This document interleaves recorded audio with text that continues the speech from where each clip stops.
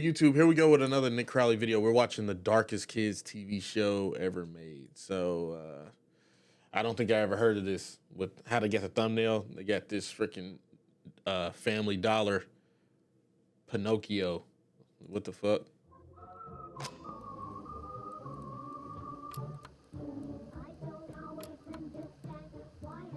Damn. Well, thank you for the heads up. It's the winter of 1985. A family living in a remote region of the Philippines receives a package at their door, which contained a single VHS tape and a note stating that the contents were for the children of the house. And so, the kids were gathered up one by one and sat in front of the Hold on, go back. The fuck? What'd you just say? It's the winter of 1985. A family living in a remote region of the It's the 80s, no wonder. It's the winter of 1985. A family living in a remote region of the Philippines receives a package at their door, which contained a single VHS tape and a note stating that the contents were for the children of the house. And so, the kids were gathered up one by one and sat in front of the television. That is so stupid. You don't give a damn about your kids if you do some dumb shit like that. Are you serious? I'm not doing that. If somebody leaves a package on my doorstep that's not Amazon or FedEx, and I open it and it's a tape and it says this is for the kids, nigga, I'm moving. What the fuck? I'm moving. I'm moving that weekend. I'm not staying here, man. You know where I live and you over here trying to set me, man, that's some horror movie shit. Where the tape began to play, introducing them to a brand new show called Life with Grandpa. This was the experience for hundreds of kids across the world, made to watch a seemingly harmless puppet show about a grandpa and his family, with most of the young viewers loving it, gladly watching this episode and the many others that would be sent later on. So you feel randomly chosen. It feels like a blissfully blessing. Unaware that what they were being shown would someday come to be known as one of the most disturbing rabbit holes in the history of children's media. This is the story of Life with Grandpa, the darkest kids show ever made. Nothing can harm you when Jesus is near. Dad, I don't want you to leave. Can I persuade you to subscribe? Before we dive any further down this rabbit hole, I want to first thank today's video sponsor, Saley. Throughout my life, I've taken countless trips to Canada. I've never seen an eSIM sponsor. Best of all, also 60% off, where you can fellowship dedicated to sharing. She loved to play on the steep hillside. Life with Grandpa. Those are some cool transitions, bro. He made it seem like somebody was changing the channel and then it went into his ad. This is That's Life so with cool. Grandpa, a straight-to-VHS show made for children created sometime in the mid-80s. The program followed a family of humanoid puppets on their journey to teach the audience lessons loosely based on Christianity, through the use of stories, skits, and songs, acting as a guide for children to live their best possible lives for Jesus. We're continuing with some more lessons about prayer. Are you all ready? Yes, sir. Yes, sir. Yes, sir. Thank you, Lord. Such sweethearts. The little boy sound like one of those Christmas specials, if y'all know what I'm talking about. It's crazy.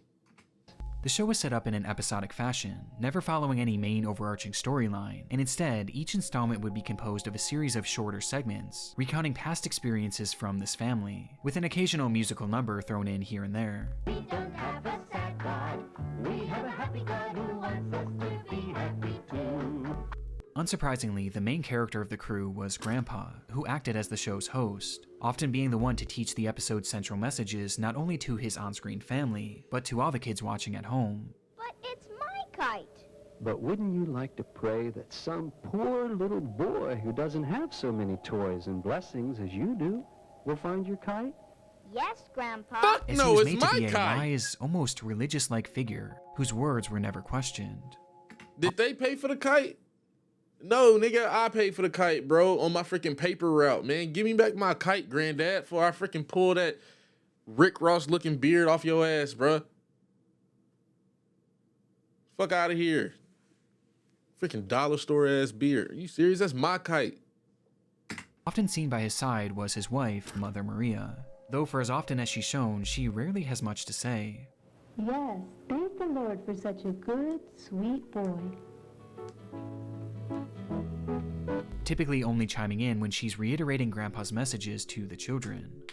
And of the children, there was Davida, Techi, and Davidito, with the latter being one of the show's central figures, hell are these landing right names? next to or potentially even ahead of Grandpa in terms of screen time, as Davidito often got his own segments and told his own stories directly to the audience. If your name is that, you definitely don't need no kite. Like to hear some exciting prayer adventures? This first story happened when I was very small.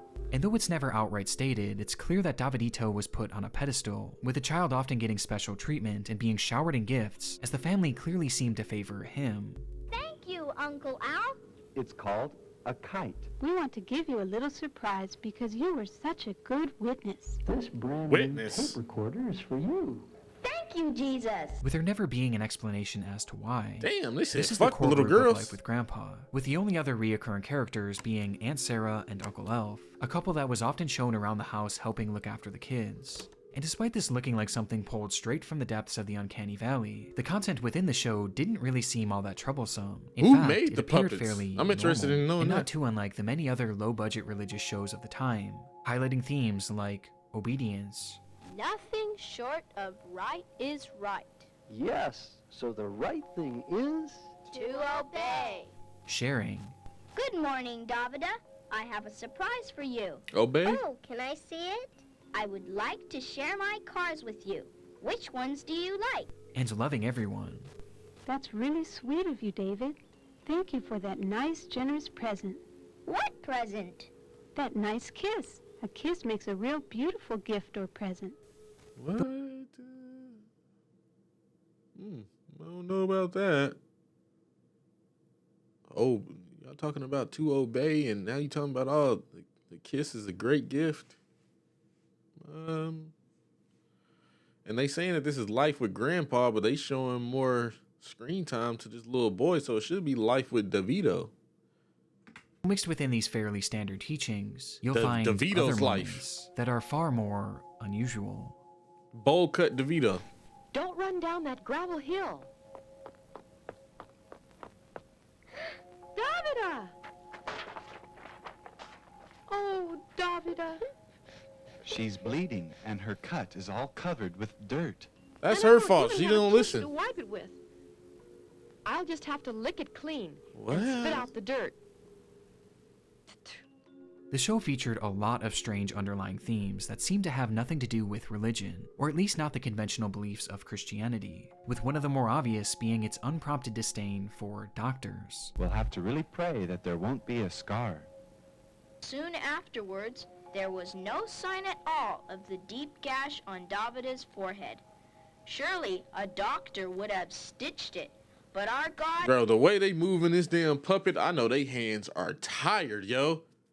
That boy got that dude talking aggressive. His mouth is so aggressive, like you see it.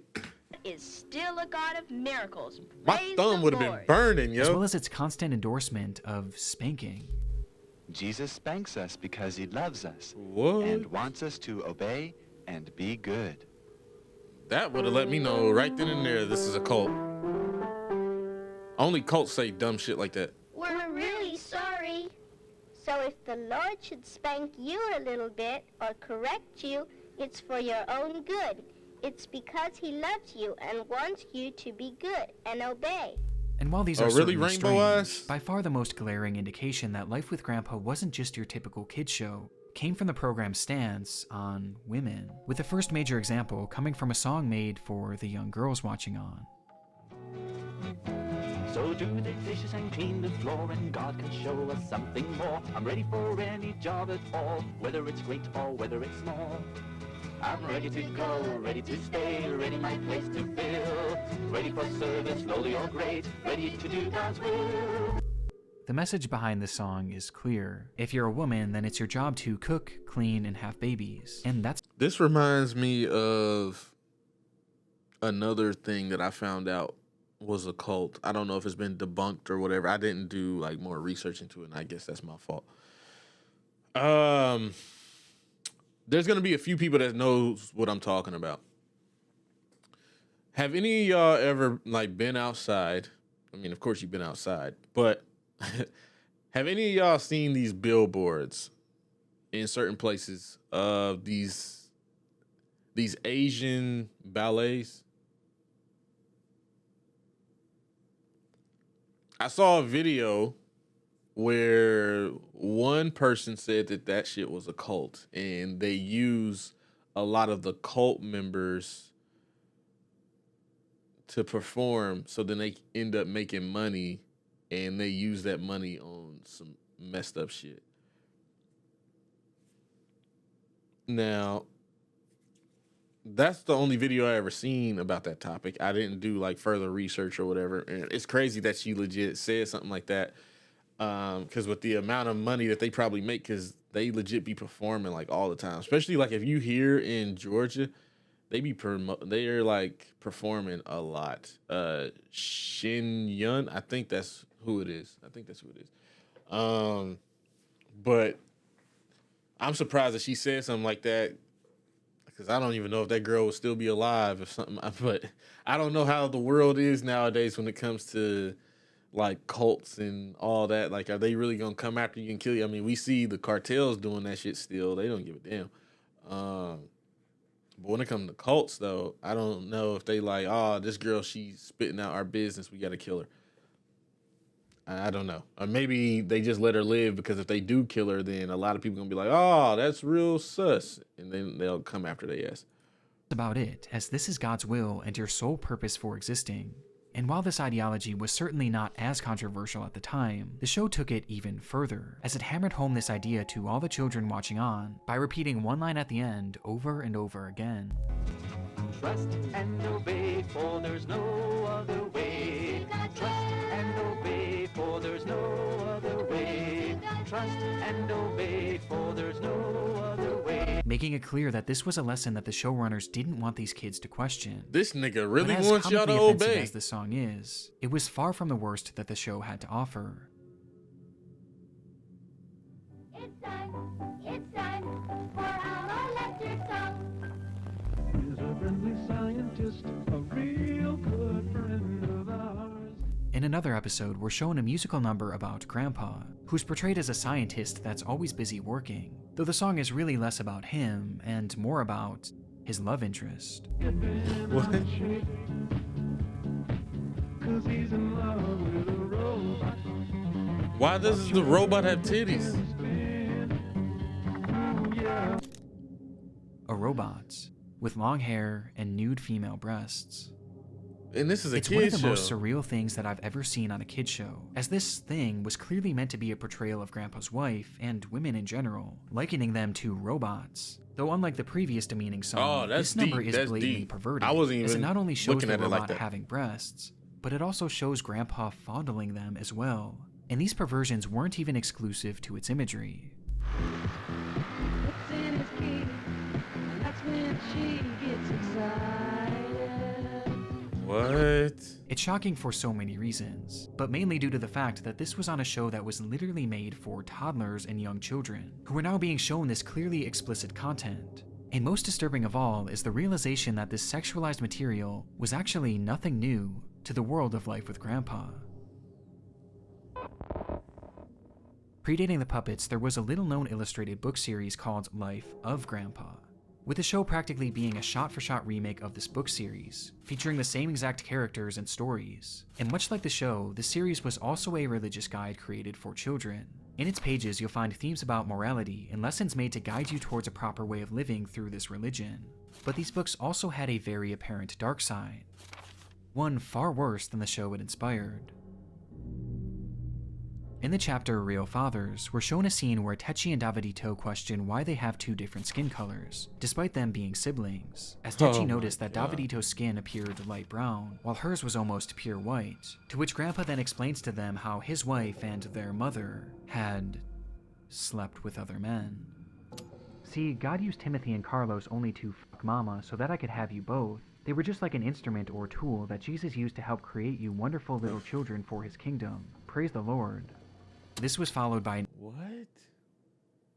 Why would you have this in a... What was up with y'all in the 60s, 70s, and 80s? Like, it's crazy. It is legit crazy how we glorify the 80s so much, but there was so many fucked up things that was happening in the 80s. And it seems like a lot of people don't really talk about it like that until somebody brings it up. But then that's when somebody brings it up, they mostly just be bringing up jokes about it. Like the whole crack epidemic. Yeah, there'll be some serious conversations about the whole crack epidemic, but there will be more people joking about the shit than there will be people actually taking it serious and talking about certain things.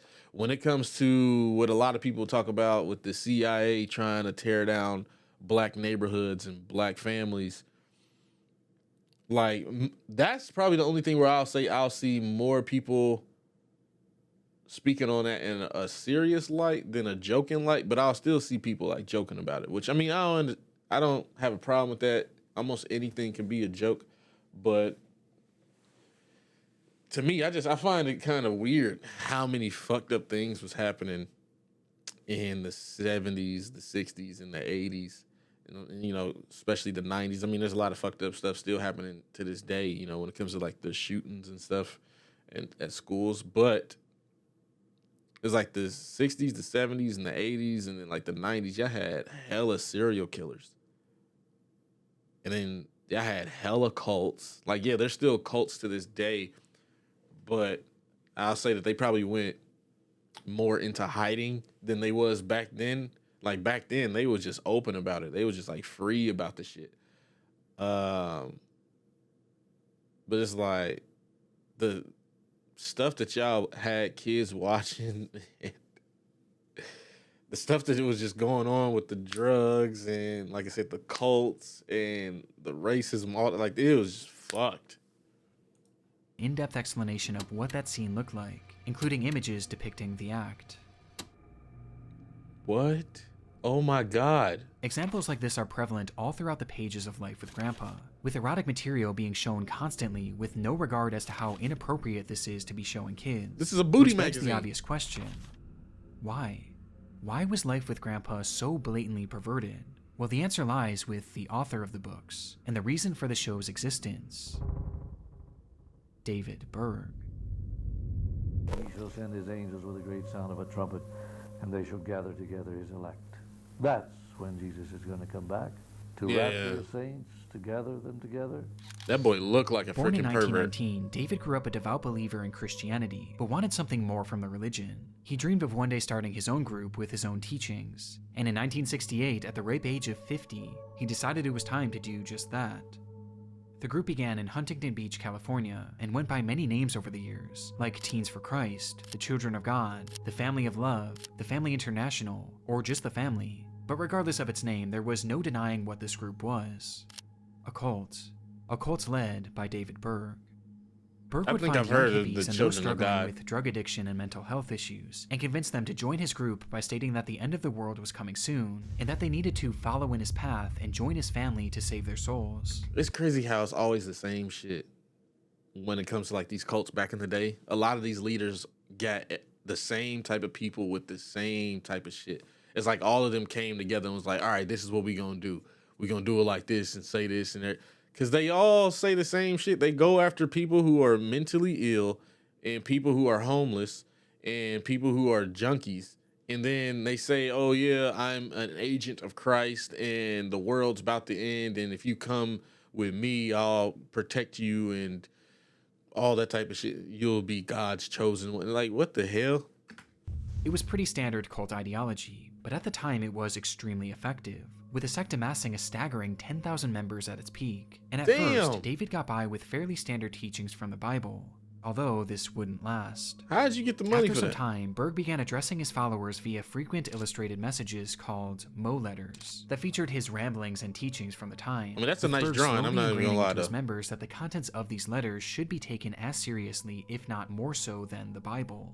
In one of these letters sent out in 1972, Berg claimed that God was going to destroy the United States and that the group needed to flee the country immediately, with Berg demanding that his followers spread out all across the globe and open up communal homes where members could live as one, far away from the public eye. As a result, many members packed up their things and left right away. How do you run that, though? Communities being established across 70 different countries, essentially overnight. Nigga, that sound like the Illuminati, bro. How do you run that? How do you get people together, like all your heads? Because this is before we have Zoom and all this type of shit. How do you get everybody together? because this is also like, yeah, we got phones and shit, but we don't have cell phones. So you got landlines or whatever. And I don't even think they could reach this far out like that at this time. I don't know. How do you get everybody together to where you keep shit on track? Everybody's doing the same thing that you want them to do. Everybody's teaching people the same shit, showing the same stuff. How do you do that? And how do you keep all these people still following you and in the cult?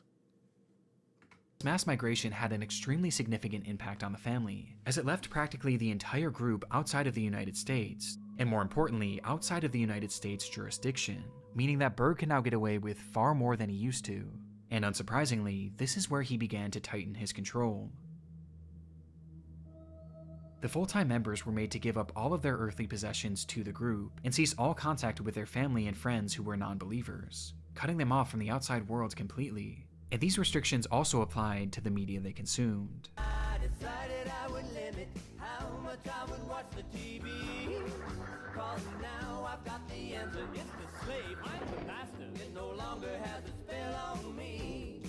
In his teachings, Berg denounced all forms of entertainment made outside of the cult, since he believed that this would poison the minds of his members and potentially sway them into leaving the group. And so, instead, he insisted that his followers only consume media that was produced directly by the family, with these works often being created by Berg himself or the other followers he enlisted, and then shipped directly to the members' homes, leading to hundreds if not thousands of videos, movies, and TV shows being produced and shared among the family. Bro, how much money are you making? This wasn't just about providing entertainment. It was really all about controlling the minds of his group, and even more importantly, indoctrination, with his primary targets being children. From birth, most kids were not shown any media other than what the cult gave their parents, with these works quite literally shaping their minds into following everything that the cult believed in without question.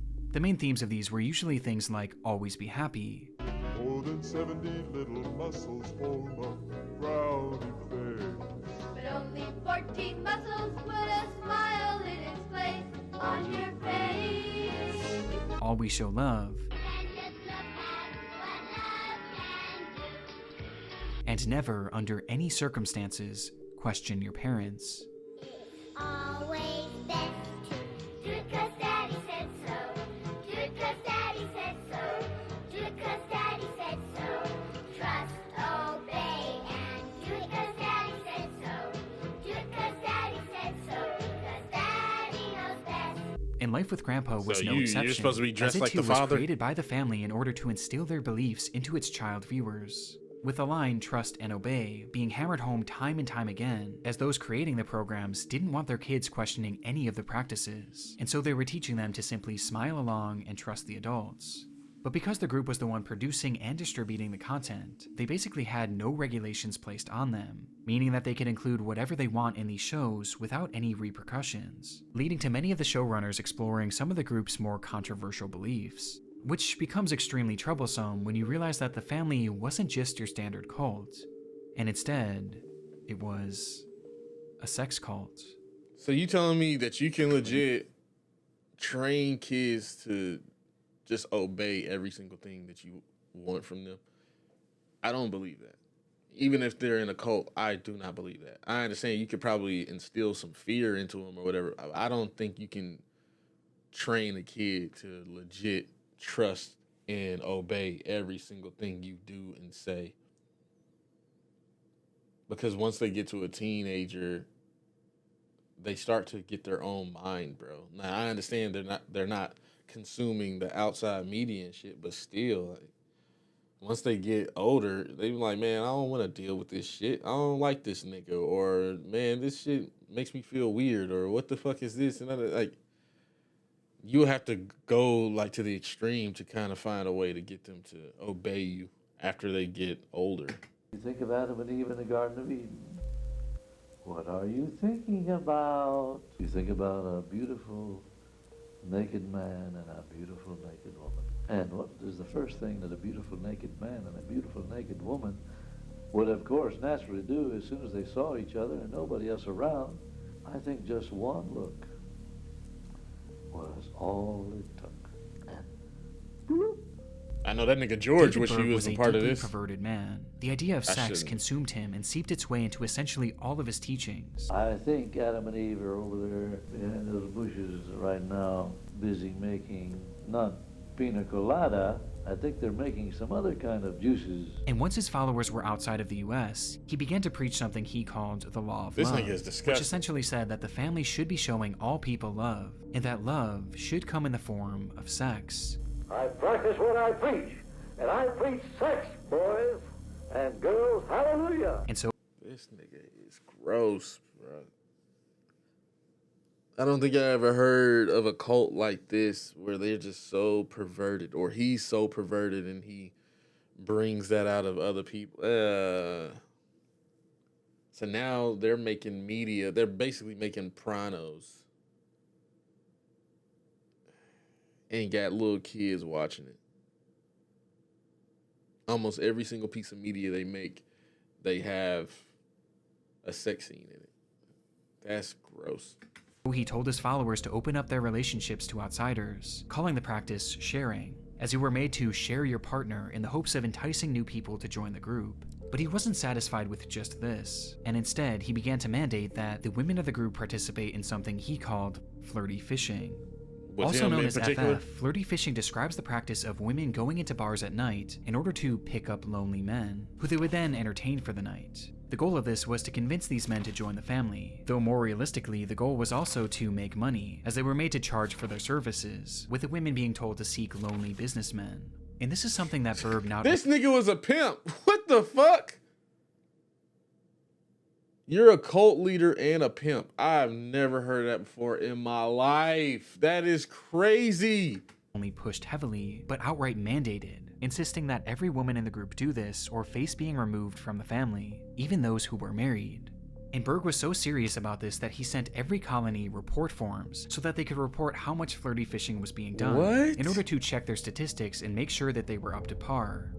This nigga was a pimp! Many women of the group were concerned by this and wanted nothing to do with it. However, most of them had moved all the way across the world and sacrificed all of their belongings to be in this group, meaning that their removal would leave them with nothing.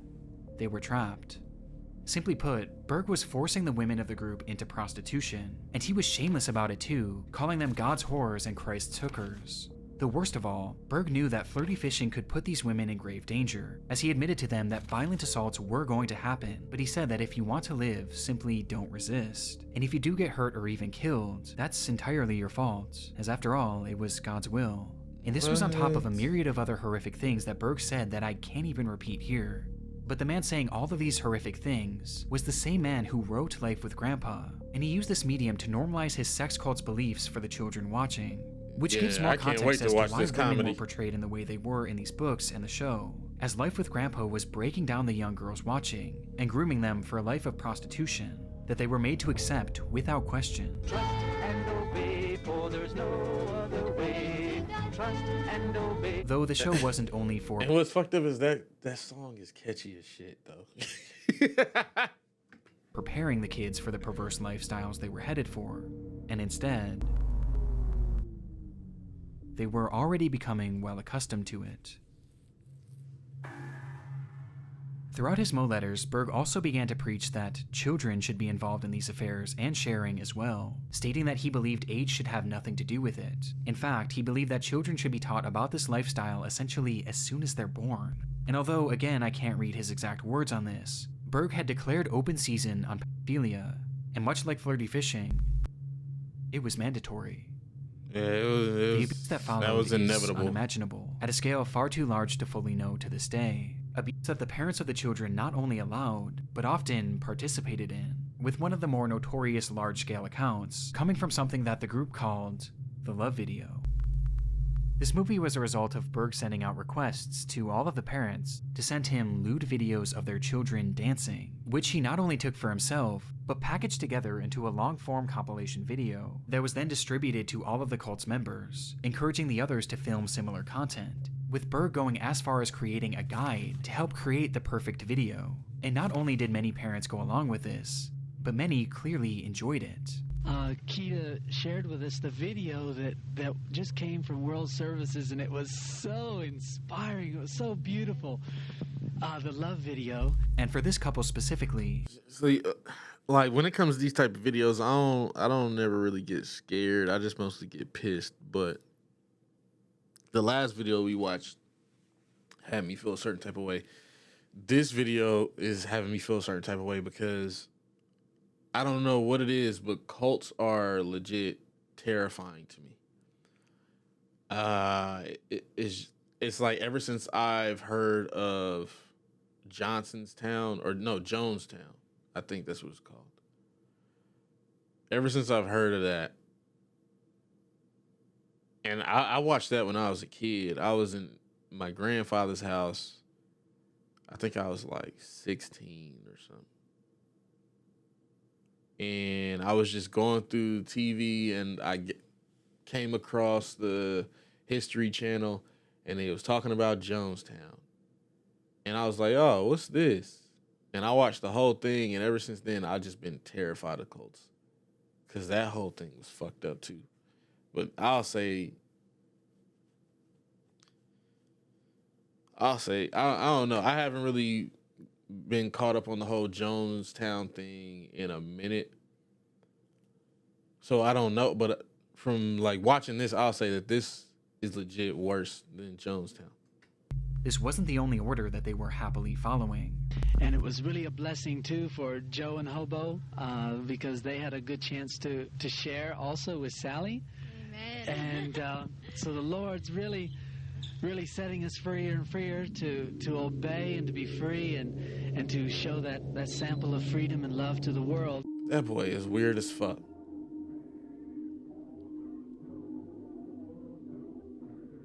Life with Grandpa was literally created to indoctrinate kids into a pedophilic sex cult, and it makes you realize why exactly it and so many other of the cult's programs were hammering home this point of not questioning your parents or any adults, and to simply obey and smile.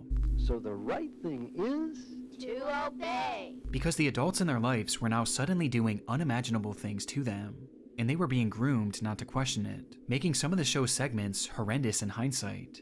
One very special way you can show the big people that you love them is by giving them lots of hugs, kisses, and cuddles.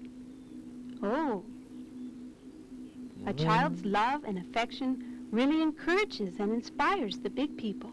It was normalizing their abuse, and because of this, many children never questioned the horrible assaults that they endured. Assaults that were all fueled and pushed by David Berg's sick perversion. It's like an Epstein cult, bro. Boys and girls able to have children. They both look fucking demonic. 12 years of age. My God, now he's gonna advocate childhood sex. Yes. Which were far from theoretical, as Berg himself allegedly partook in this practice repeatedly with his own children and stepchildren, as incest was also a key point of his teachings, and his adult followers rarely. No!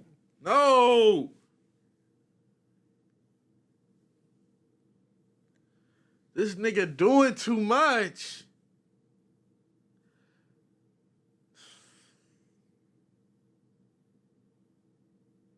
This nigga is perverted as hell. Like, he just wants to get it on and see anybody get it on. He really wants to get it on with anybody and then watch anybody get it on. That stuff is sick. Dared to question this, as those who refused to partake in Berg's latest teachings were again at risk of removal from the group, which is even more devastating for those who had children, as much like all of their possessions, their kids were pledged and belonged to the family. And the kids themselves couldn't seek help either, as those that refused to trust and obey were sent away to actual prison camps owned by the cult until they were basically reprogrammed. These niggas owned a fucking prison? Bro, they owned concentration camps. How much money did they make? That is... camps. I was sent with my brother to the Philippines. We had armed guards from the Filipino military keeping us in. They would publicly beat you if you asked to leave, then try to break you and get you to confess. And the group continuously got away with this too, thanks in large part to Berg's orchestration of the group leaving the United States, which looking back was almost certainly done on purpose. Plus, many members were actually living in hiding. In fact, all of the members were made to change their names upon joining the group, and most were told to never give out their last names, meaning that if any child wanted to report that it happened to them, they would be unable to provide even the names of their abusers. And this included Berg too, who at this point lived most of his life in hiding, going by numerous aliases to avoid detection. Aliases like King, Moses, Mo, Dad, and eventually, Grandpa.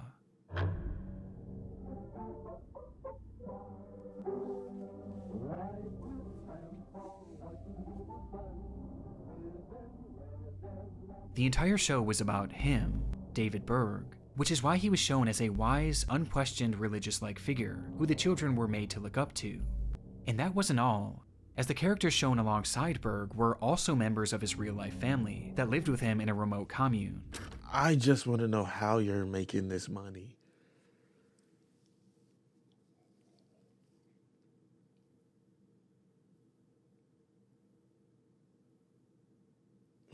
You're living in a cult.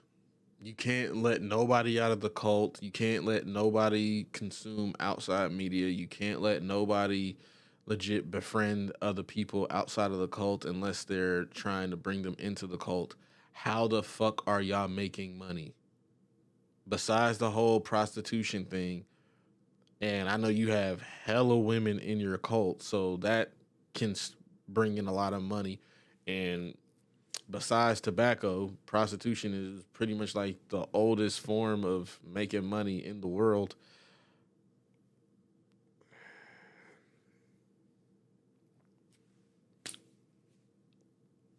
I'm just like, how else can y'all make money?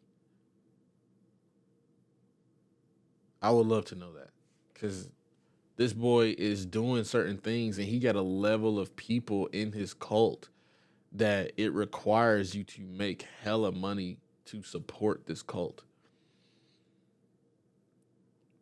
You got to feed these people. You got to provide I know the electricity bill is a lot. I understand that you don't have to get as much money as you would have used in the U.S. because you're in the Philippines or whatever, and their costs are not that high, but still, you got to get food and shit. You got the power, you got water, you got clothes, all this other type. I mean, I know y'all can probably make your own clothes or whatever, but it's so much.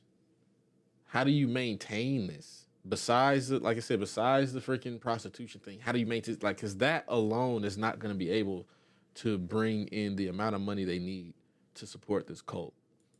Mother Maria was the nickname of Karen Zerby, David's wife who helped him run the cult and facilitate this era of hypersexualization, while Aunt Sarah was based on Sarah Kelly, the woman in charge of running the prison camp made to punish the kids who dared question the family's beliefs. Sarah Kelly, who was responsible for me being held against my will in the Philippines. But the most grotesque detail to come from the revelation of who these characters are was that it showcased David Berg's polygamy, as he was actually married to many people in the real world, and two characters on the show itself, Mother Maria and Davida, that's fucked his then 5-year-old stepdaughter. Davida would eventually go on to tell her story, stating that she had been Berg's child bride. And there was a ceremony with the ring and everything, and once I turned 5 years old was when I was implicated into being one of his queens, so to speak. Along with allegations that she had been victimized by him countless times. And she wasn't the only victim of Berg's perversions. Techi was often sexualized by Berg publicly, with Berg having stories made and illustrated depicting his fantasies about her when she was just a child. On top of this, numerous people within the group also claimed that she had been outright assaulted by the hands of Berg, as well as many others in the group. And look at our pretty, pretty girls today. You're dressed in such nice dresses and your hair looks so nice. Yes, you look so pretty for all the children that are watching today. The context of who these characters are makes this already disturbing show that much more sickening. But of all of the horrible stories to come from the real-life characters of Life with Grandpa, there's one that is far and away the most horrific. The story of Davidito. David is such a handsome boy, isn't he, girls? Would you like for David to share some more lessons? Yes, Grandpa. Are you all ready? Okay, David, you have the floor. His real name was Ricky Rodriguez, and as a baby, he was taken in as Berg's son following Maria conceiving him with a man after a night of flirty fishing. And being David's first son, he was given the nickname Davidito. As for David Berg, he viewed this child as essentially a messiah. He began telling his followers that Davidito would one day save them from the apocalypse, causing Davidito to become a celebrity within the group, and worshipped as a religious figure when he was just a baby. Oh my which explains God. why he was given so much airtime during Life with Grandpa, Oh and why my he was God. constantly being showered with gifts. We want to give you a little surprise because you were such a good witness. And for David and Karen, they wanted Davidito's life and childhood to be a guide for all members of the group, as they raised him in what they believed to be the perfect manner for a godly household. And so the couple and several other contributors documented the way he was raised, with daily journal entries that were published as weekly newsletters, and eventually turned into one massive book titled The Story of Davidito.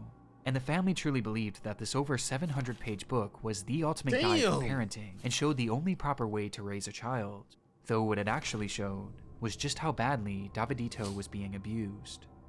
Davidito was described laying next to his nude nannies, witnessing orgies involving his own mother, and being touched sexually by the adults around him, with these examples being presented through not only written stories, but actual photographs, with the adults involved having their faces removed and drawings placed over the top of them in order to hide their identities.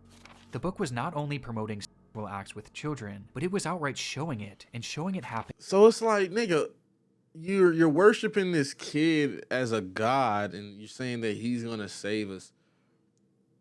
What did you tell these adults, these fucking freaks? I'm not even gonna call them adults.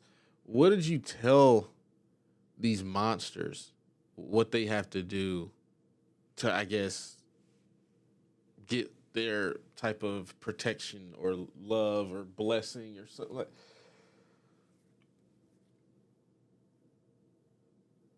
I guess they felt like they had to do something with him as their version of a sacrifice or something. Like, oh my God, this is into sick. Davidito. And because of this, we have a daily journal entry of all the abuse that this child suffered, starting when he was an infant. Despite all the heinous acts that had been going on within the family, they had up until this point gone virtually unchecked by the public eye. But the story of Davidito would prove to be the first domino to fall, as the book leaked to the press. Tonight, the cult Children of God, founded by Moses David Berg, he reportedly sanctioned sex among children. This immediately became a news story all across the world, and it began shining a light on the family and its twisted beliefs. But despite all the constant news coverage, and the story of Davidito being tangible proof of the cult's horrible practices, there was still essentially nothing done to stop them, as very few arrests were ever made as a result, and even fewer resulted in convictions. So nothing was ever done to help Davidito. And so during his entire childhood and his early adult years, he stayed with the group. Though the older he got, the more he began to see the family for what they really were, and the constant pain that he was experiencing eventually made him want to just run away from it all. And so, in 1999, that's exactly what he did, fleeing to the United States in the hopes of starting a new life. Though this was easier said than done, and no amount of distance was enough to keep him away from his tortured past. At one point during his time in the United States, Ricky actually opened up about the struggles he was experiencing on a website made for survivors of the family. And there, he documented just how bad things really were for him and several others behind the scenes, living with Berg, appropriately titling the post, Life with Grandpa. It was apparent that he was haunted by this life that he tried to escape. I thought the this trauma dude, was an everyday like, cycle of hell, and was he being just couldn't stalked. take it anymore. Do you know that sometimes the Lord likes to test our faith, to teach us patience, and to really make us pray? This is just what happened to me once. Dang, that was a crazy edit, bro. Well, hey everyone. I want people to know that even though some of the things that I'm going to try to do are rather shocking and maybe not right in a lot of people's books, I want to explain some of the reasons behind it. On January 7th, 2005, Ricky Rodriguez set up a video camera in his apartment and expressed his desire to kill his mother and other leaders of the group for all the dreadful things that they had done not only to him, but to all the other children, with his hope being that this would finally bring down the family once and for all. my goal is to get those sick bucks Ma and Peter, and if you think about it, they it's like a sick way they won because they fucked him up. They got him indoctrinated, or whatever the saying is, like deeply to the point he can't get that shit out of his mind. And him going back and trying to kill them or finding them and stuff, they ultimately won. And that's messed up, but they deserve to be out of this world. Like, I'll say those are the only people, because I know I was talking about this in one of my other videos where I'm like, nah, they deserve to live and be tortured. I think when it comes to cult leaders, now I was going to say that you need to kill them or whatever, but nah, to be honest with you, when it comes to cult leaders, I feel like they just need to be in solitude. Like, I feel like they don't need to get tortured. Besides, like, you know, castrating them, you can do that. And then after that, you just leave them alone. Give them their meals every day and just let them sit there in silence in the dark by themselves in a padded room. I think that's the best torture. Because they've been surrounded by so many people trying to guide so many people to where now they legit have been shrunken down to them being stuck in a room by themselves with nobody to talk to get no answers from nobody. Like, you don't talk to them. They over here asking questions. You just completely ignore them. Just give them their food and just move the fuck on. And they just sit there in silence and just go crazy. And they lose themselves. I think that's probably the best revenge for, like, cult people.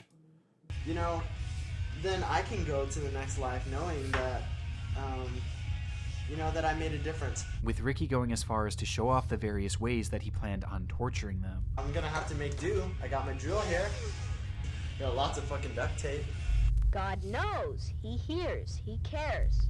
He loves His girls and boys. He gives His very best to those who let Him choose the toys. Damn.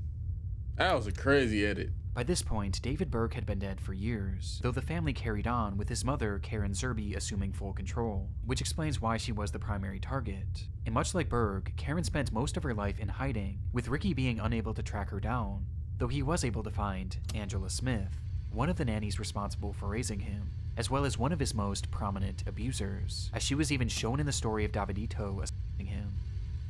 At this point, Ricky was exhausted, and Angela was his last shot at getting intel to help him find his mother and finally carry through on his plans. And so, he invited her over for dinner, under the guise of rejoining the group. I went home that night and tried to wait patiently for the next day. But the Lord still had more lessons that He wanted to teach me. This is what happened. This shit could be a movie.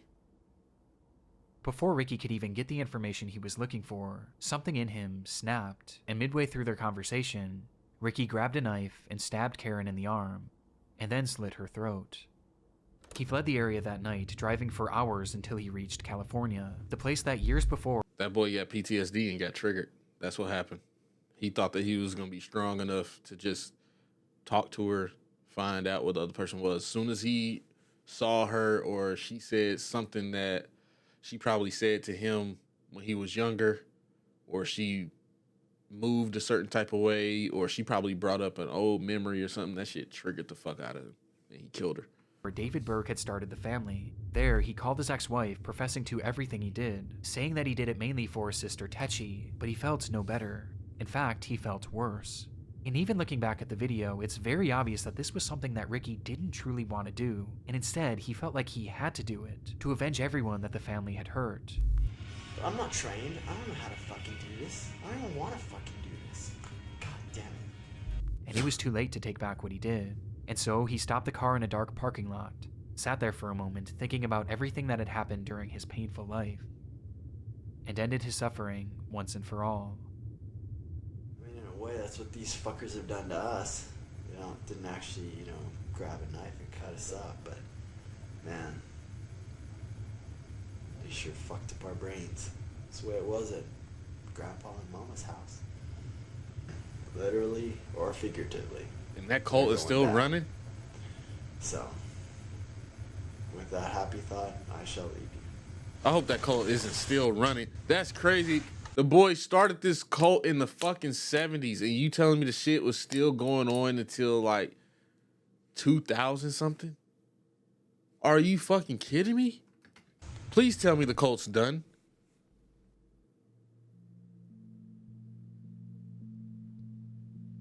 Ricky Rodriguez's death was devastating for the community of survivors of the family, and it caused shockwaves all throughout the family itself, as his final video was plastered all over the news. And though it didn't happen in the way he expected it or wanted it to, Ricky's life and death undoubtedly contributed to the decline of the family, and helped diminish the cycle of abuse within the group.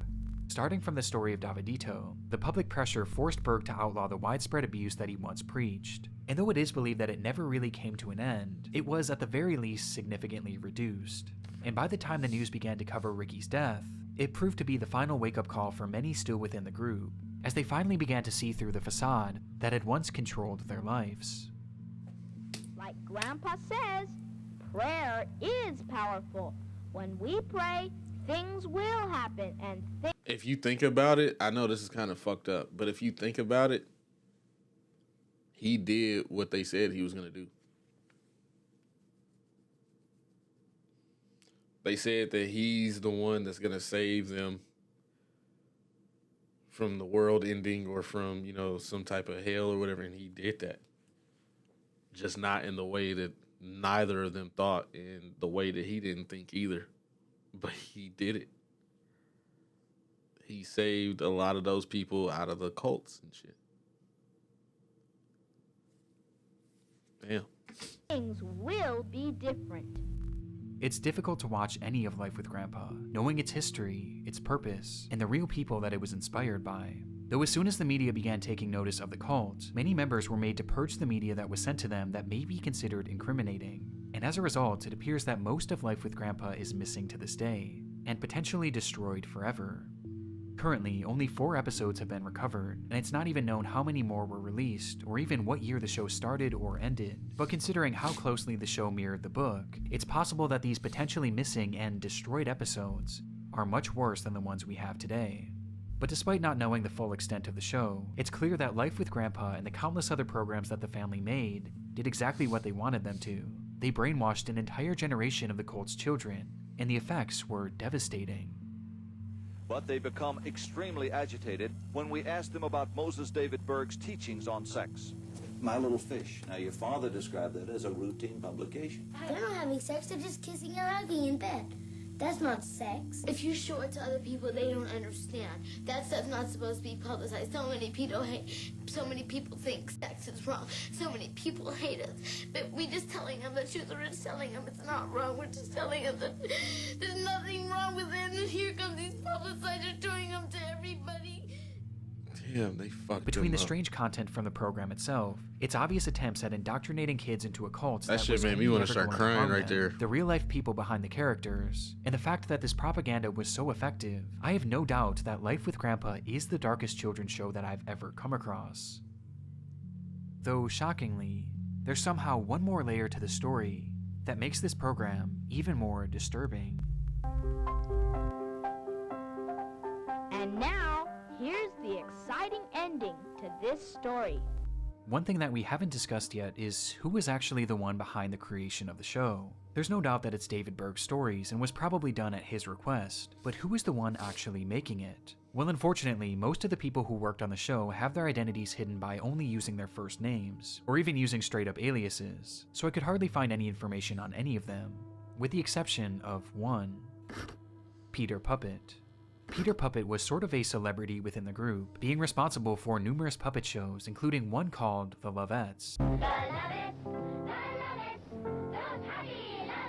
They got his which old was ass actually in far there more too. popular than Life with Grandpa, and was even supposedly broadcast on TV in the Philippines, with the show being a disturbing rabbit hole in its own right. Would you like to hear a story? Well, then let's go see Grandpa in the garden. Hello, children. So nice of you to visit us in the garden today. But Peter Puppet owned this group, and was in charge of the Lovettes team, and coincidentally, the Lovettes just so happened to be credited as the producers of Life with Grandpa. So Peter Puppet was, at the very least, one of the contributing creators of the show. And he also seems to be the one in charge of performing the actual musical numbers on the show, as they featured puppets that belonged to Peter and the Lovettes team, with these segments interestingly being credited to an unknown man named Peter Pioneer. We have a beautiful song from Peter Pioneer. It's not a concrete link, but it's clear that Peter Puppet had a role in the show's creation, and helped push the family's disturbed ideology onto hundreds of kids across the globe. But during the creation of Life with Grandpa, it seems his own beliefs were being tested. In the beginning of the video, we saw an example of the family's view on Damn, you doctors. still going? Surely a doctor would have stitched it, but our God is still a God of miracles. Praise the Lord. This sentiment was really common in the family, as Berg outright forbade any medicine or surgeries of any kind, instead preaching that miracles from God were the only way to heal. And because of this, many members of the family with chronic ailments or fatal illnesses were basically left to die, and one of those left suffering was Peter Puppet. His life is almost entirely a mystery, as he lived in hiding in one of the family's compounds, but according to some of the group's members, one day he noticed something in his neck, a small lump. And over the next few weeks and months, it began to slowly get bigger and bigger, to the point that Peter had to go visit a doctor in order to see what was wrong. Boy, you got tonsillitis. And it was there he learned that inside of him was an aggressive tumor that was only going to get larger. Damn. The good news was the tumor was actually operable and could be removed with little risk to his life, but the bad news was surgeries were against the family's beliefs. And so he turned it down, instead opting to go back to the compound to pray the tumor away with the other members. This, however, never happened. You look like Instead, a dumbass. The mass began to grow at an even faster rate, to the point that those around him could notice it, eventually leading to Peter hiding away in his room, away from the others, not wanting to be seen. However, at some point during a struggle, a photograph was taken, the mask got taken showing off. the entire compound he was living with. And in the background, we see Peter, whose neck is impossibly large. From here, it said that Peter began to beg the family to take him to get the surgery, as the tumor was quite literally suffocating him slowly, turning him against the very beliefs that he once forced upon so many children over the years. But the family forbade it, insisting that he wait for a miracle that was never going to come. With nowhere else to turn, Peter Puppet supposedly ended his own life shortly after this photograph was taken, adding the final pillar of context to Life with Grandpa, a program that can only be described as the darkest children's show that is ever gross. created. We've got to go now. Let's wave bye-bye, kids. God bless you. Come on, say bye-bye. I'm kind of mad that I watched this video, bro. Bye-bye. This is some bullshit. Sadly, I wandered for many a year, driven by hunger and filled with fear. Shut your bitch ass up. I must arise and go backward through sorrow. This motherfucker got to live a full life, bro. Seeking my heavenly Father's face, willing to take but a servant's What? place. I should arise. Nigga, they still get this cult running? Back to my father and home. And she felt that heat. Back to my father and home. Seeds of hope. I should arise. I hope your ass ain't fucking trying to get them in the cult. Back to my father. Oh, okay. And home. Why should I perish? To be honest, I think I might have heard about that on TikTok. That whole Sarah Kelly shit. Tetchy would let her speak out against what her brother did, claiming that no abuse ever took place and that Ricky was simply disturbed. Damn, they got her ass. Fuck, they got her ass. Damn. I mean, how you gonna say that no abuse ever took place, nigga? We saw the book. They said the book got leaked and it had real pictures of his ass getting harassed and abused. And you want to say that no abuse ever took place? Damn, they got her ass. That's crazy. I guess I underestimated that shit. I thought, like, I understand everybody's different, but I legit thought that most of the kids was going to combat that shit. I know it's not a movie or whatever, but still, I didn't think they was just gonna grow up and still be like, oh, nah, yeah, I love this shit. In dark despair, here where there's no one to help nor care. What? Shelter and food to spare. I will arise and go, deeply repenting these wrongs I've done. Worthy no more to be called his son, hoping my father his child will own. I must That's arise. fucked up, bro. Sad truth is, it ain't like a movie. This is fucked up. It's like you can't do shit because they're running the damn cult out of the Philippines, bro. And it's like, why doesn't that country add a law to where they have to stop doing this and they can get fucked up there? But also, I feel like another reason why this cult hasn't got fucked up yet is because they're making so much money from something. I don't know what it is. They probably got some of these world leaders or politicians, whatever. They probably got them in their pocket. Because for them to be able to run this cult from the 1970s all the way until 2025, like, that is insane. Nigga, that is 10, 20, 30. Nigga, that's 50 years. They've been running this cult for like damn near 50 years. And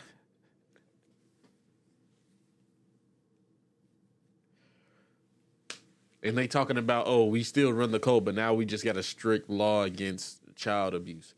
Man, y'all still do that shit. That's why all y'all in hiding and shit.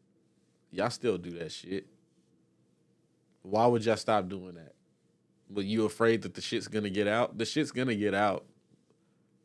Shit that's done in the dark comes to light, bro. It just takes a while. And it's... But YouTube, I can't wait to hear y'all thoughts. How'd y'all feel about this video here? Do y'all know more about this cult? Have y'all done research on this? I would love to know. And what other stuff would you like for us to check out? Put that in the comments down below. I don't know what happened, but just like halfway through this video, I just started getting allergies. I apologize about that, but I'll see you on the next one. All right. Peace, YouTube.